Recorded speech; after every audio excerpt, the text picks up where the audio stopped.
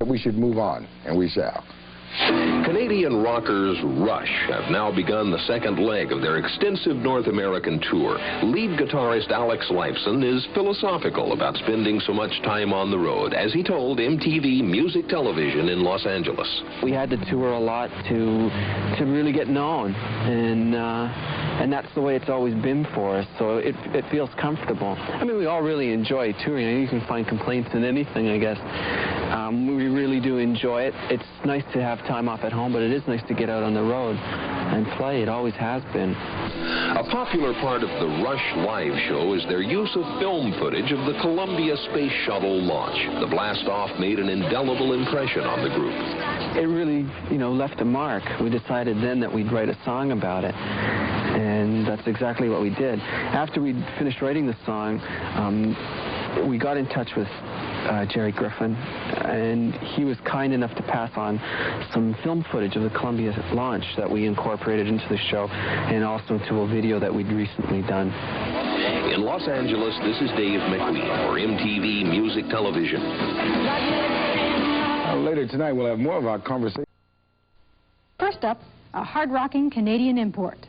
Rush emerged in the late 70s as Canada's premier heavy metal supergroup. More recently, the power trio from Montreal has been influenced by a phenomenon from the old US of A, NASA's celebrated space shuttle.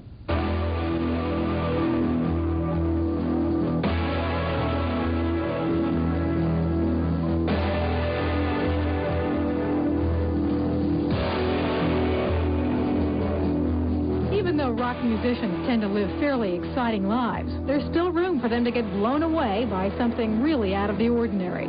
The three members of Rush recently took time off from their busy tour schedule to witness a space shuttle launching. The high-power event left a lasting impression on lead guitarist Alex Lifeson. It really, left a mark. We decided then that we'd write a song about it, and that's exactly what we did. After we'd finished writing the song, we got in touch with Jerry Griffin, and he was kind enough to pass on some film footage of the Columbia launch that we incorporated into the show, and also to a video that we'd recently done.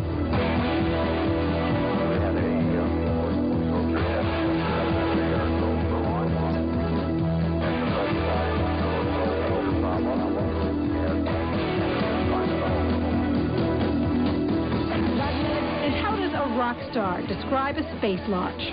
It's an incredible experience. The earth is literally shaking. Your pants are flapping from the force. I've never heard anything so loud. Van Halen isn't even as loud as this. Rush's concerns tend to go beyond the quest for mere volume.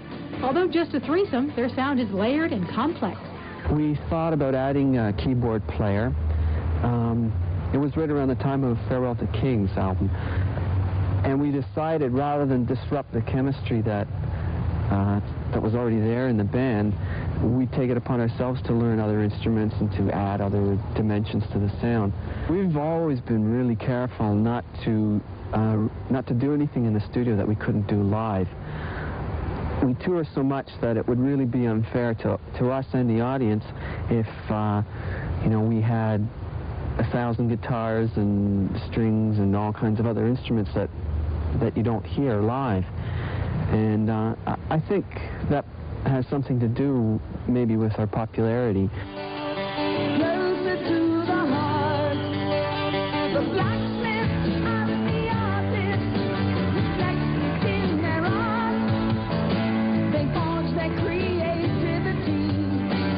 Closer to the heart, yes, closer to the heart.